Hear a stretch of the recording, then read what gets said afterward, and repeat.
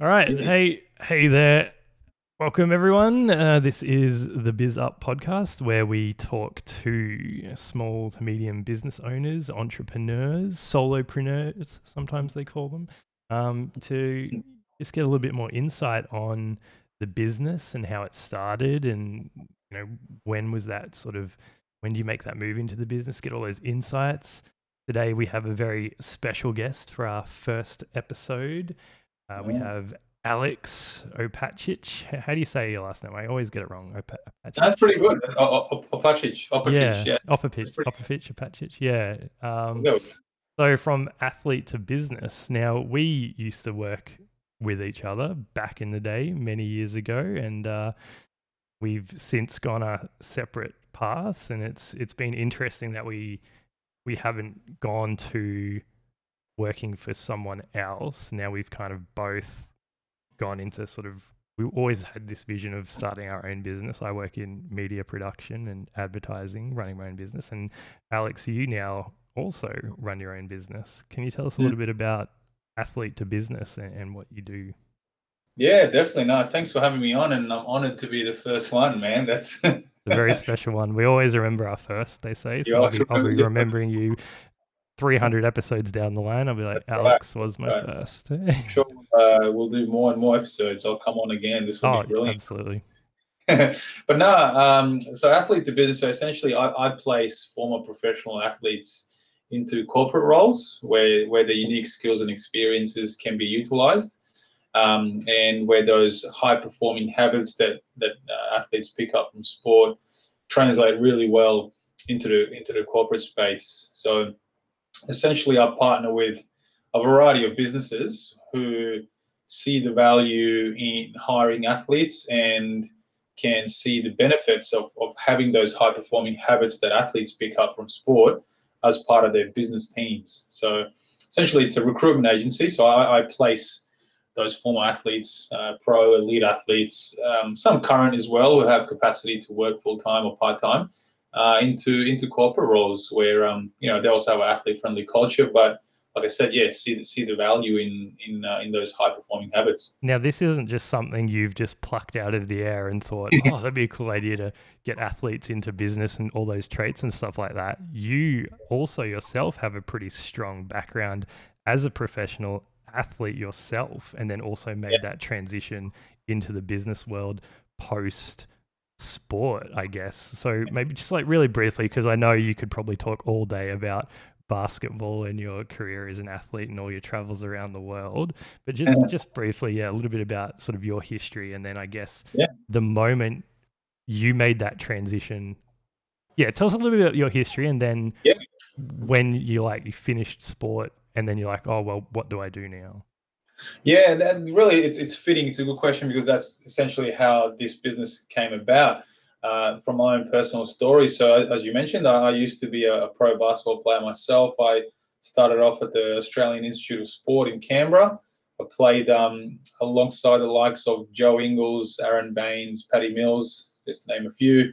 They're all mega stars in the NBA right now. Name drop, Uh, name drop, name drop. Name drop, name drop. Yeah, I'm sure they appreciate it. Um, I then went on to play college basketball in the US, much like those guys as well. I played in a small Division One school in South Carolina. I was there for 4 years, had an absolute blast, and it was also a dream come true. Every basketball player wants to play college basketball.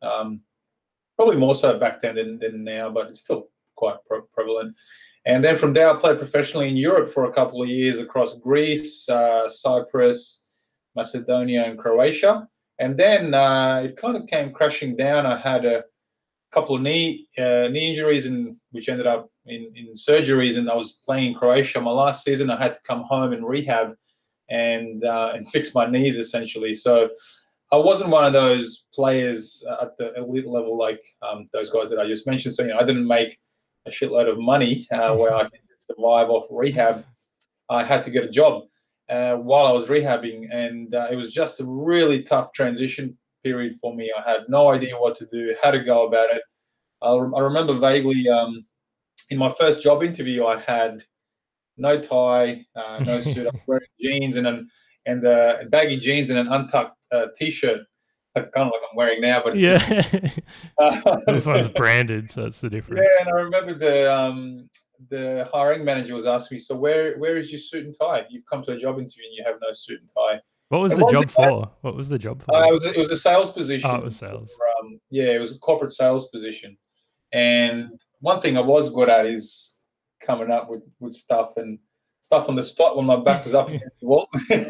Which every good sales manager should be able to do. Yeah, exactly. Yeah. So I said to him, just kind of, I was a bit shocked by the question. What are you talking? What's wrong with these jeans and shirt?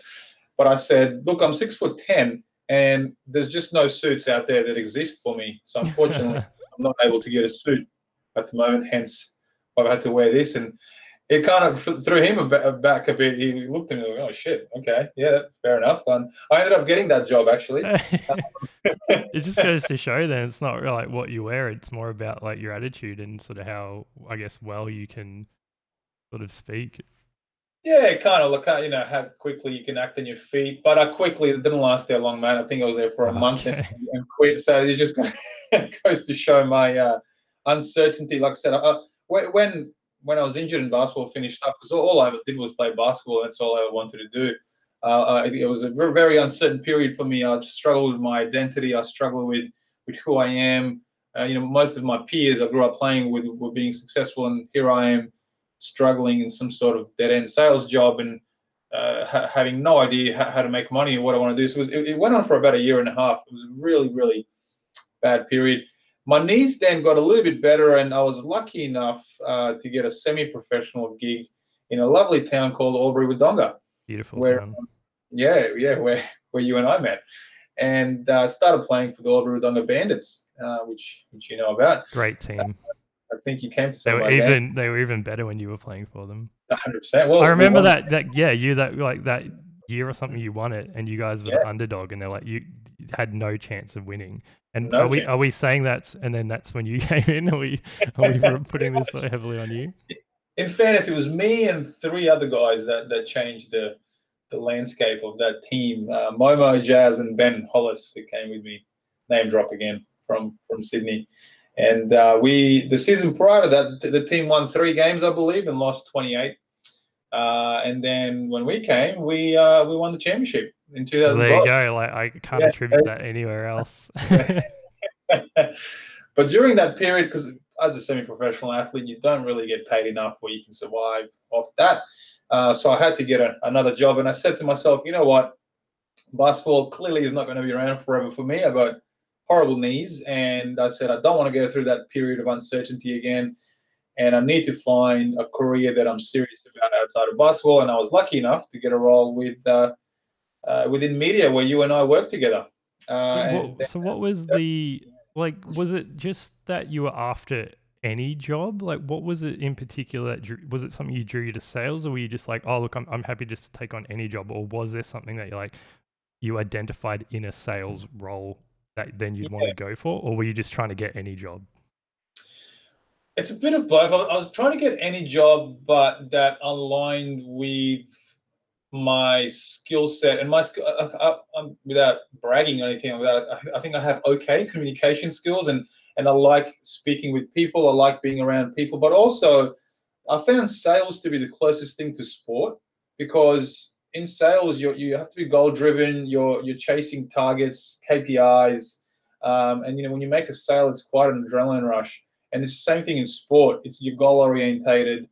You score 30 points or whatever, or you win a game. It's quite an adrenaline rush, and I found that to be quite transferable into sales. And same thing in sales, you have to have a high performance mindset. You have to be disciplined, you have to be resilient, you have to be hungry for success, you have to be motivated. And it's those same things in sport as well. So I just found that to be the closest transition of my transferable skills from sport. And it became true. I started being quite a high performer for that company. And I was there for 3 years, had an absolute blast. As you know, we had many adventures, you and I. We did, yeah. You came up with all the ideas, and I was telling them. Well, you lined them up, and then I knocked them down. That's So, right. like we had a really good symbiotic relationship. But when I heard the business idea, I thought it was absolutely genius. I was like, Yeah. athlete to business. That is such a smart business idea. Because like you're right, like all those traits in there of a high performing athlete are directly transferable to the sales role. And I Yeah. was like, this is absolutely genius. Like, I have to talk to you about this and delve a little bit deeper. So, athlete to business. Now, I can't remember. I read somewhere, or I was listening to somewhere that you said this was I guess like when was the moment that you were working in sales, and then you kind of had that little seed idea Yeah. thought like, oh, this actually could be a really cool business idea. When was that moment? Like, how long ago was that? Yeah. Good question. It was so I worked for Southern Cross Austereo. I don't know if let the name drop here, but I'll work for in media sales in Albury Wodonga for 3 years. Did well there, and then I actually stayed in. So we won the championship in 2012, and I stayed there because of the job, not because of basketball. Believe it or not, I really liked it. There, I thought to myself, now this is where my career needs to head. And then I went on and was poached by another big media company in Sydney, and a great opportunity for me to come home and work for media, obviously a higher salary and great opportunity. And I did well there as well. And just along my journey, I noticed that I met a lot of other ex-athletes who were in sales and they were doing well. They were high performers, enjoying it, etc., etc. And then I got to a point in my sales career where I was missing the passion. You know, I was missing the fulfillment. And when I say missing, because when you play basketball, your sport, it's something you love. That's the feeling you have when you're playing it. You wake up in the morning and you're trying to fulfill a dream. Fail or succeed, the fact that you're waking up and fulfilling a dream, it's just a great feeling. You're alive, and you go to work and you go to training and you just love doing it.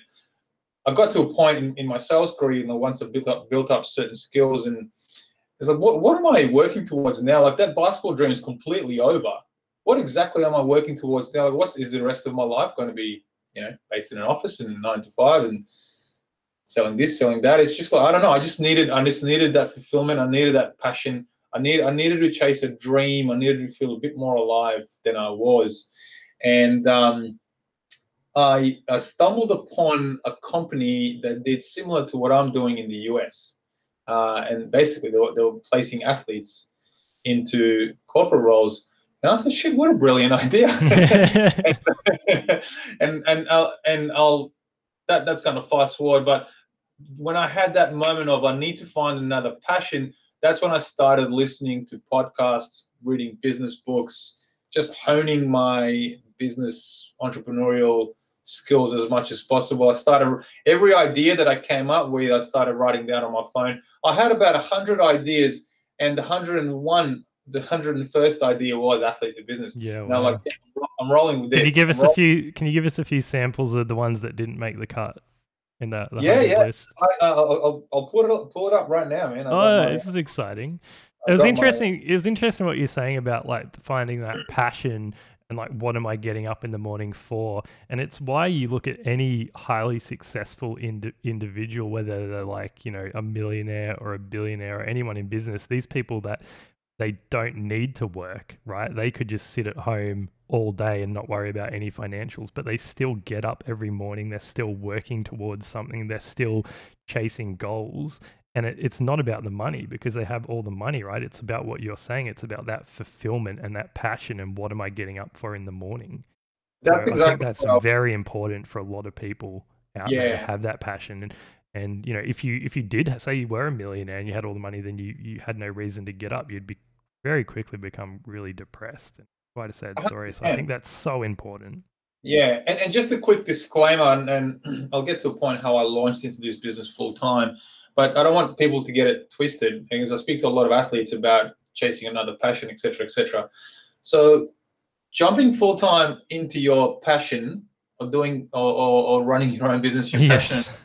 it is exactly the same thing as, let's say, your favorite football team. You love football, you're a massive fan, that's your passion, your favorite football team, and picture yourself all of a sudden becoming the leading quarterback of your favorite football team. You will have absolutely no clue how to do that. You love football, it's amazing. But then, how about if you were just all of a sudden thrown to being to being a quarterback of your favorite football team? How do you think you'd go? So obviously not well. Yeah. So just Yeah. quickly, I didn't just jump into my passion. Yeah, obviously it's a lot more Yeah, complicated than that, but I like what you were saying yeah, about the passion thing and like what are you working yeah. towards. Just I actually have a really good follow up question to that, but I do want to hear a couple of the other ideas you had first. Yeah, here it is. Here it is. Okay, ready? So, some of it teaching public speaking in the school system. I don't see it. School system. If anyone wants to take these ideas, go for it. Yeah, don't give away the good ones that could be Yeah, later are really good. no, You got to pre-screen them now. yeah, I thought about starting my own media agency as well. What to cook app? Sometimes I think they exist now. But sometimes Yeah, but it wouldn't be. It would be What to Cook by Alex. So it would be that's like right. your spin on it. Yeah, but see, sorry, one more. Give some. This one I really like. A good news show. So, I don't know, the news is all bad all the time. Like that's not the name of the show. That's just in general, just a good news show. That's not Even biased in any way. That's just even if tells you the want to show. name But do you know what news, I like? Do you know what the difference is between those ideas you've just told me and the one you've actually gone with?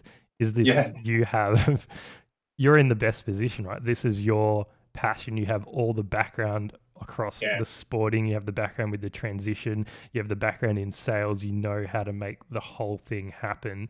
And I think that's why it works, right? I think you need to be across. You can't just like, oh, this would be a cool idea for a business, but if you have no interest in it, no background in it, no knowledge in it, just because it's yeah, like a really amazing idea doesn't mean like you're the best person to start that business, or you would have the passion to follow it through and put all that hard work into it.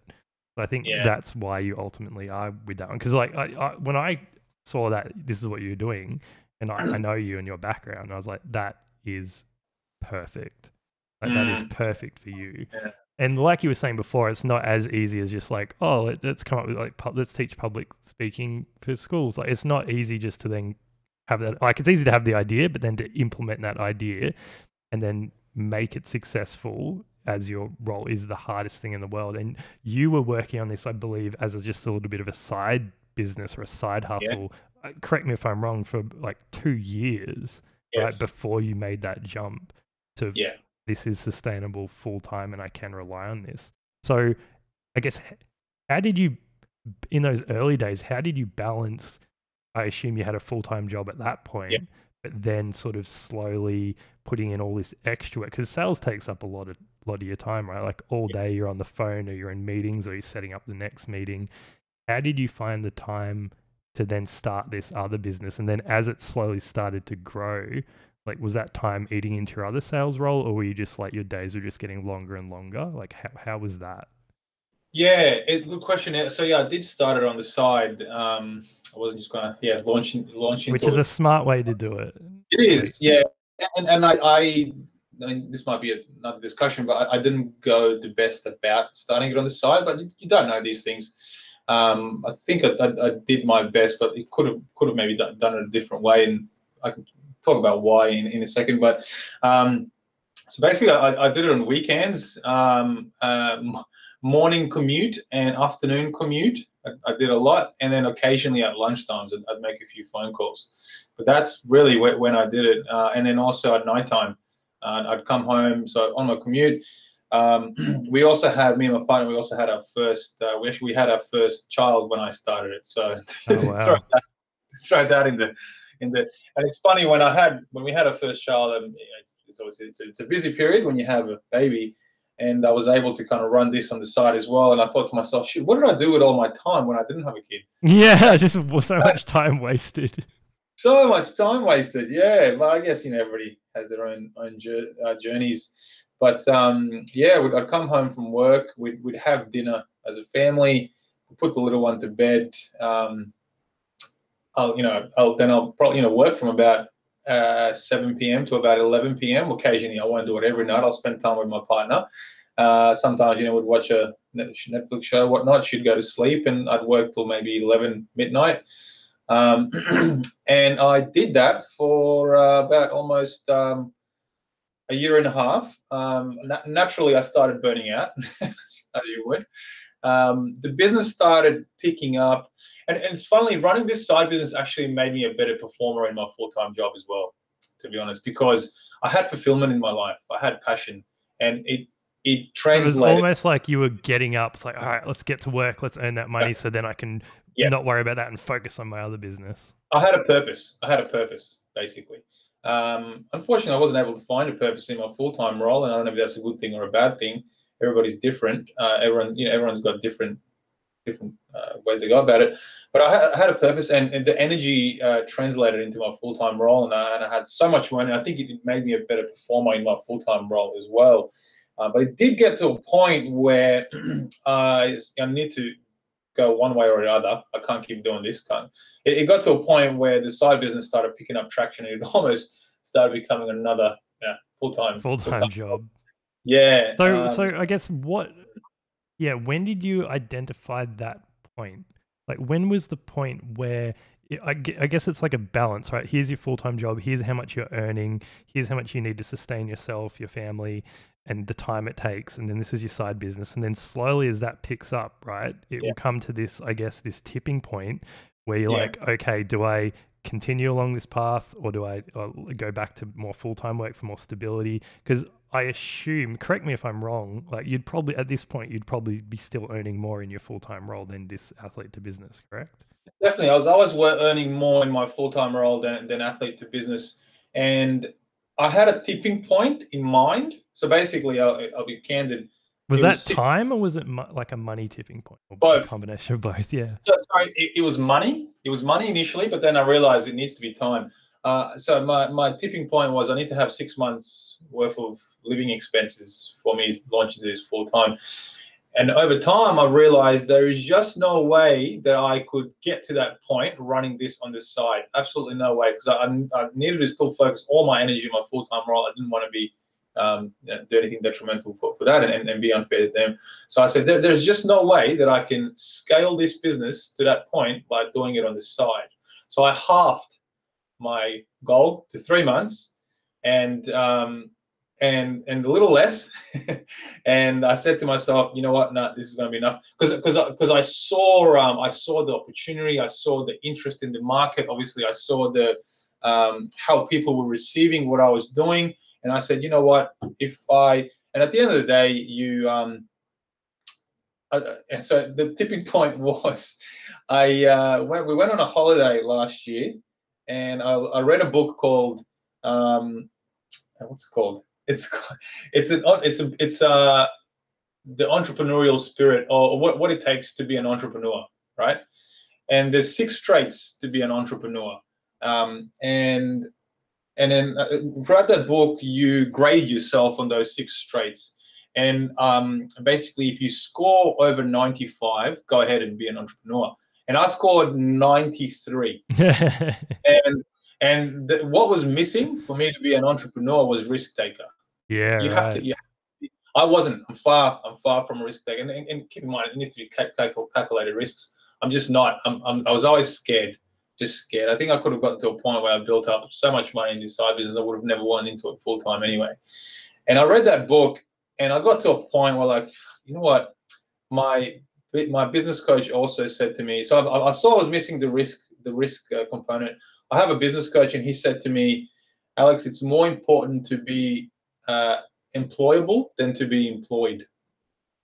And I said to myself, worst case scenario, if this doesn't work out, I'm sure I'll be able to get another job. Yeah, exactly. And I went and I did it. I didn't have I had just under 3 months worth of survival money, and launched into it full time a week before COVID.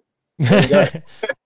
has I guess, okay, before we talk about COVID, but so when you did launch into it, and then you started to sort of shift all your attention to Athlete to Business and focus on all those things you wanted to do, or you spend more time like calling people or setting up meetings and all that sort of stuff, did it grow the way that you had predicted and thought it would? No, because is that because of COVID or because of some other reason, or both? Look, part of it is COVID. It's a recruitment agency. There's just not enough jobs out there. So financially, it didn't grow as I expected. But you're okay, However, like in terms of financials, you are okay. You can cover your living expenses and stuff yeah, purely off Athlete to Business now. yeah, You're sort of yeah, set, and that's yeah. just now you're focusing on growth. That's so now I'm fixing growth, but so it grew enough where I could survive, but I certainly thought it would grow more in terms of financially. However, the actual brand and the awareness grew, oh man, 10 times the amount that I thought it would. Just the branding, the reception in the market, the feedback from people was extraordinary, and I think It's because it's that's a great idea. It's because it's a yeah. great idea. That's why. and and I think as the market slowly comes back, and it's happening now. I'm in a point where in a good spot, and potentially it could be better in a few months because of that branding. That's just 10x. As soon as I put my name to the business and I launched into it full time, and it was me, just the brand took off, and I think that'll pay off 10 times the amount in the So, long. what is your branding and marketing strategy like? I know you do a lot of posting on LinkedIn, Yeah. which would be like the primary place where people are like looking for jobs and looking to connect and things like that, which is great. But do you like spend advertising money on social, or is it purely organic reach? Is it word of mouth? It's organic, to be honest. I post on Facebook, LinkedIn, and Instagram, and I've just consulted a third party marketing agency to help me out with this as well. But so far, I've just been telling my story on LinkedIn. I've been vulnerable as much as I can, authentic about what I post, and passionate about what I post, and telling story. And people resonate with that. And I think that's what's been working. So I don't have like a strategy. Did I do this month? I'll do that. And I think that's the next step for me, which is why I've consulted a marketing agency. As you know, I'm not the greatest marketer. Yeah, Well, but you so can't be an expert in everything, and I think part of no, being you can't. a good business is finding those people that are good in those areas, and then can help you grow.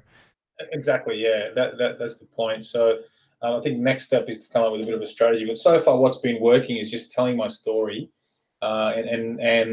and providing value to athletes, and helping them with a transition phase, and also providing value to my clients in terms of high performance and how to create high performance cultures. And that's what's been working, and that's been creating a massive brand for me. And I think I saw a picture on that you posted where you had your logo on. Was it as part of a basketball team you've sponsored, Yeah, or what's that about? yeah. Are you playing for the team? Yeah, so that's our local comp team So in did you put Bankstown. that together? Like you Yeah, put the team together, then you entered it, and then you made up your Athlete oh, to Business shirts, or what? no, the team's been around for Oh, like okay. 8 years. We had crappy uniforms for the I'll get past. everyone beautiful branded uniforms, Yeah, but we're going to put Athlete to Business all over them. yeah. The fellows were on board with that, and so I thought, yeah, just a little. Yeah, no, that's great. You start small. Hopefully, one day I can sponsor an NBA team. But no, Yeah, yeah, yeah. Hey, no, why not? You've got to have goals. Are you playing in that team as well? You still playing yeah, on yeah, the I'm playing side? in that team as well. Yeah, yeah. How's the team going? We're going really well. We're almost it's, I don't know, I wouldn't call it cheating, but it's most of us were ex-professional basketball players. Yeah, Uh, right. And then you're versing are just like local guys that don't. yeah, So we, are we you guys haven't. like top of the ladder at the minute, or Yeah, well, we have. I think we haven't lost in 8 years. So Jesus Christ? That it's, is a bit unfair. I think that is cheating. I think that's maybe, but definitely.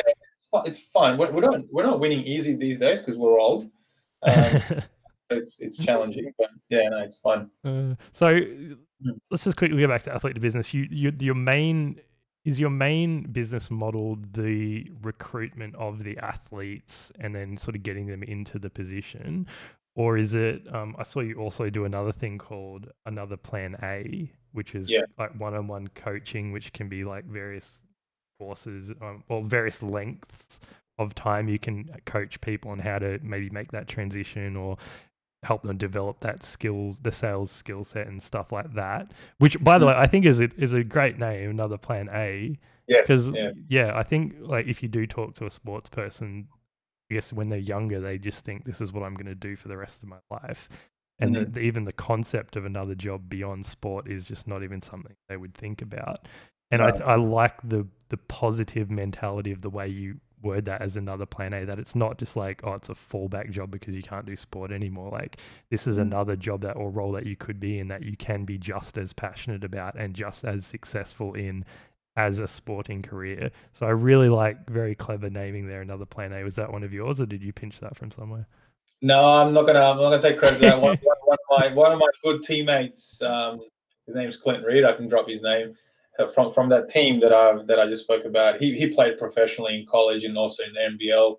He came up with that name, and no, mate, that's brilliant. We'll go with Yeah, that. no, it's great. I really thought it was really cool. So is like the athlete to business, is the revenue coming from mostly from like the recruitment stuff, or is it coming from another plan Yeah. A and the coaching sort of stuff, or is it like a little bit of a mix of both?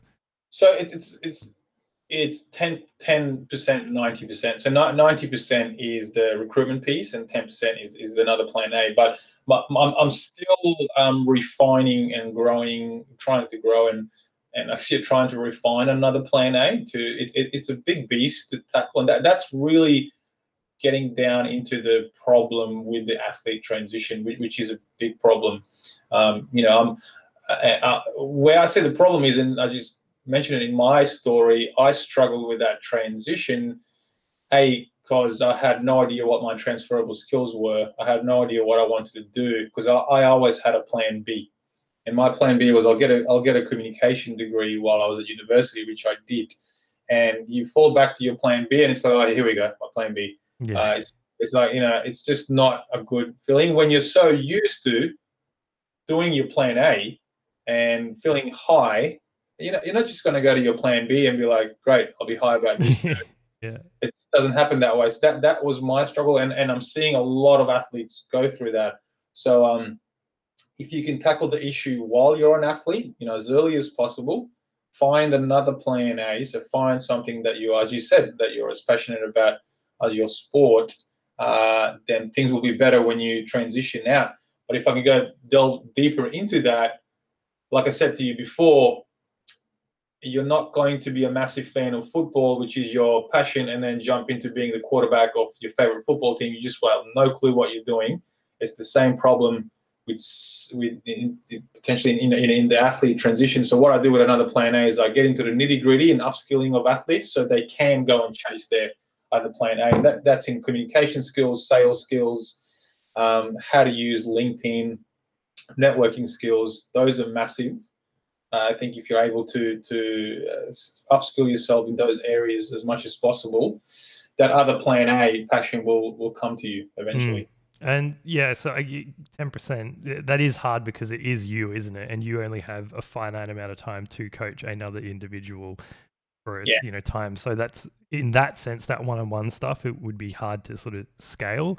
But I guess the way you would probably scale that, and you're probably already thinking about that, is to refine the course, and then I guess make it like a video series of an actual, like an online course that you then could sort of sell and distribute. And then that's something that you could be infinitely sort of scalable, not just in Australia, but potentially worldwide as well. And then I guess if you get to that point and, the business grows and maybe 5 years down the line or whatever, then you can offer that one-on-one coaching at a super like high premium rate. So I think that's a really good idea. And it's good to have those plans and something to work towards. You've got 5 years of planning, well, another plan A and stuff. But you're right, like every interaction you have with another individual on that one-on-one stuff, you're going to learn something. You're like, oh, that's a really good tidbit, or that'd be good to know. And then at the end of like X amount of years, you'll have just like this really amazing refined product with just years of experience and like hundreds of interviews and sessions. And then you could really create something of amazing value. Yeah, man, that's exactly, you hit the nail on the head there. That's exactly, watch this space, exactly what I'm trying to create. Yeah. I started creating video series and I didn't like it where it was going, and I stopped.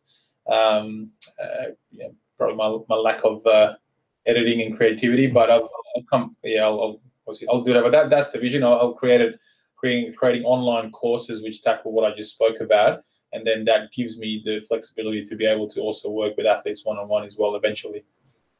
Yeah, no, looking forward to that, and I'll be keeping an eye out. And if you need any help with editing or filming, do let me know. I'll make a special the flight to Sydney and come visit you. I guess like as we're kind of finishing up, I guess in your sort of journey into sales and then into that switching to that full-time running your own business and overcoming that sort of tipping point, what advice would you have out there? And we touched upon this a little bit earlier on, but just to kind of summarize, what advice would you give some other people that are kind of in a role at the moment that they're not too happy with? They've always wanted to sort of do their own thing, or they had this idea or this other passion. What's sort of the best way to go about doing that? And sort of what advice would you give that person? Yeah. Well, the first one is do it. Go for it. Do your But other passion. don't But just quit your full-time job and yeah, don't just quit your full-time job. And I don't know, everyone has different scenarios and financial situations. Financially, if you're able to quit your full-time job and run your passion, go for it. I certainly wasn't able to, having kids and mortgage and all that stuff. So, I mean, in general, without that. But my thing is go for it, but use your full-time job and any other roles that you do as education. So soak in as much as you can. Listen, be aware. Don't just be aware of the role that you're doing. Try and find out, what the marketing person's doing or what the owner's doing. So, I was paying close attention to, once I decided that one day I'm going to do something of my own, I was paying close attention to what the owners, what the management was doing, but also what they weren't doing as well. That's, I think, almost more important as well. And you just learn from that, write things down, just be a sponge, learn as much as you can. And running your own business, and I'm sure you know, is one of the hardest things I've ever done. It's absolutely. fairly fresh into it. It's so much harder than I thought, but it's so much more fulfilling than I thought as well. So just so you know, there. So upskill yourself as much as you can.